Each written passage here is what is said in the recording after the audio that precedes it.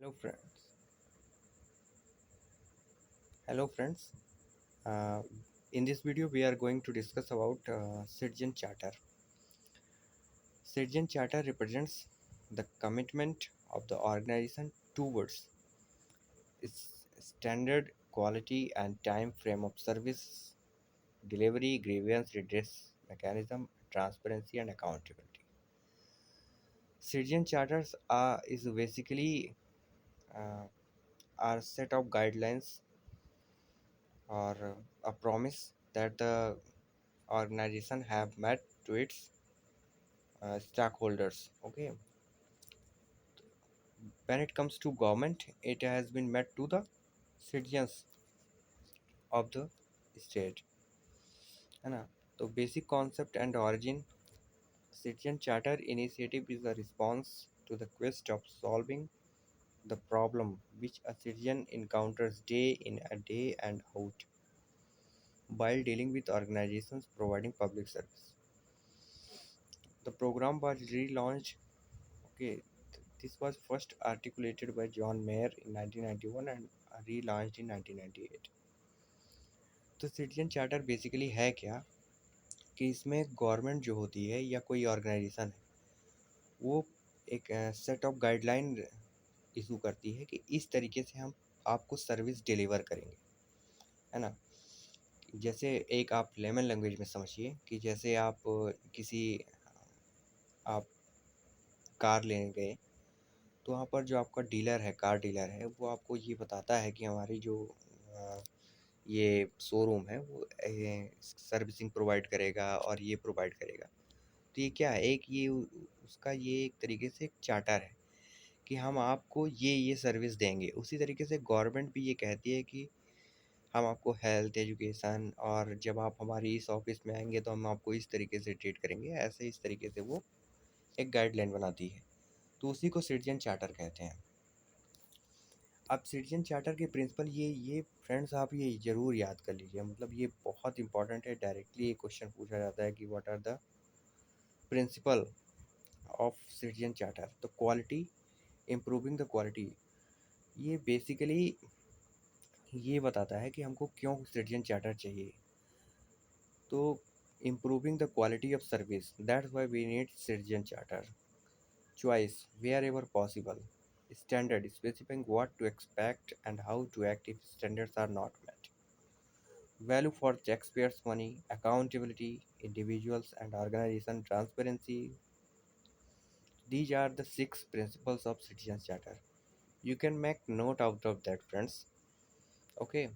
अच्छा, ये जो सिटीजन चार्टर है इसमें कई सारी प्रॉब्लम्स हैं, जैसे डिपार्टमेंट ऑफ एडमिनिस्ट्रेटिव रिफॉर्म। जैसे जो सिटीजन चार्टर है ये रेगुलरली रिवाइज नहीं किया जाता और इसमें प्रोसीजरल बियाज होते हैं, है ना? जैसे एक पार्टिकुलर एलाइट सेक्शन इसको बनाता है तो वो उन मार्जिनलाइज्ड ग्रुप्स को फाइंड आउट नहीं कर पाता है।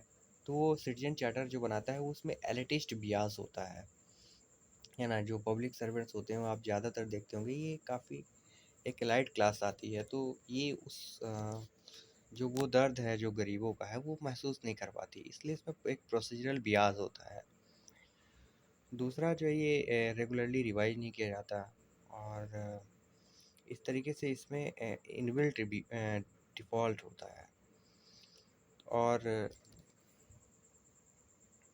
इंडिया का जो एक्सपीरियंस है with regard to citizen charter, तो department of administrative reform and public grievance, ministry of personnel public grievance and pension, government of India, in its effort to provide more responsive and citizen-friendly governance, coordinates the efforts to formulate and operationalize Citizen Charter।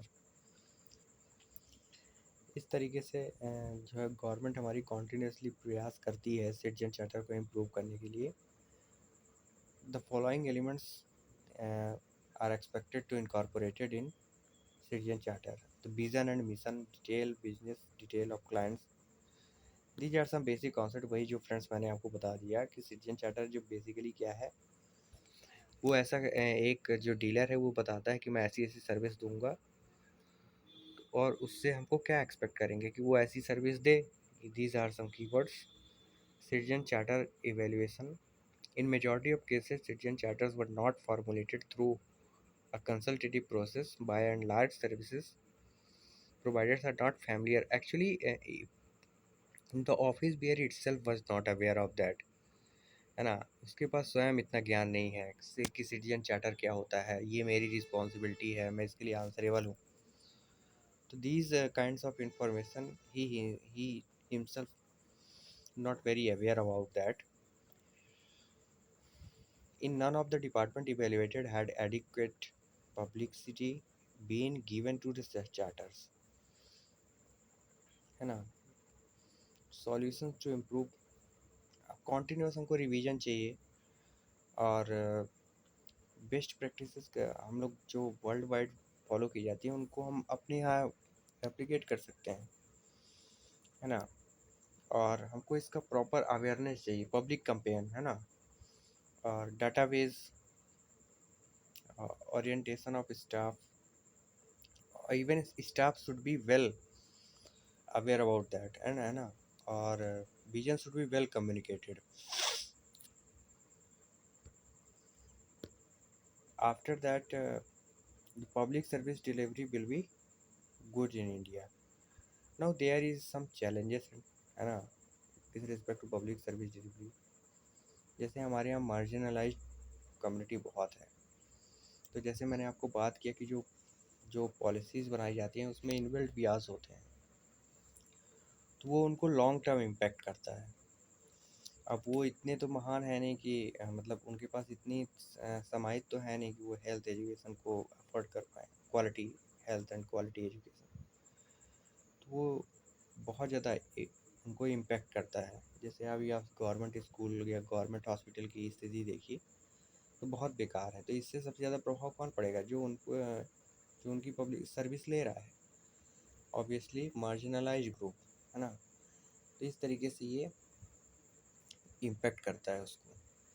Next, how we can improve service delivery. For bonus we can give contractual, है ना, privatisation that we have seen, railway privatisation, greater empowerment of communities, वही जो marginalise group है उनको equal footing में लाना, direct empowerment of individual, use of technology, robust service delivery. So citizen charter, these are some keywords.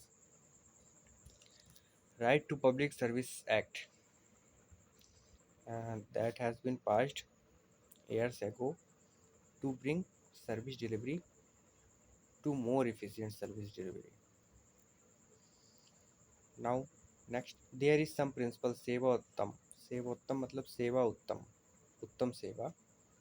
We have to work on that on the line of Mahatma Gandhi, है ना? Grass root participation, है ना? हमारा एक जो public service delivery का एक जो मैकेनिज्म है, डिसेंट्रलाइजेशन, डेमोक्रेटाइजेशन, ये एक काफ़ी अच्छा मैकेनिज्म है. सेवोत्तम में यही सब आता है. सर्वोदया, you might have heard about that. After that work culture, है ना, 7 स्टेप्स सर्वोदया.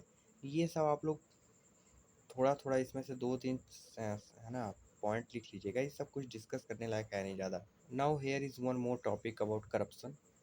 तो what are the challenges faced by India with respect to combating corruption? Willful abuse of office. Recently, we have seen a 161 acre of land and along a national highway was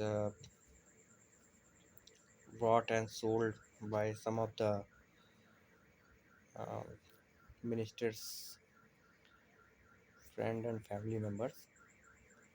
तो ये बिल्कुल abuse of office के अंदर आता है ना? ये मैंने एमपी की बात की. अब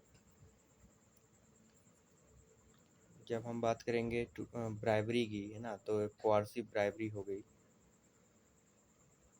और एक कॉल्यूसिव ब्राइबरी हो गई. You don't have to go much in detail, है ना? You after that sanction of prosecution liability और corrupt public servant, nexus at different levels, speeding up trials, है ना? तो इस तरीके से प्रिवेंशन ऑफ करप्शन एक्ट भी कंप्लीट हो गया. Thanks for watching friends.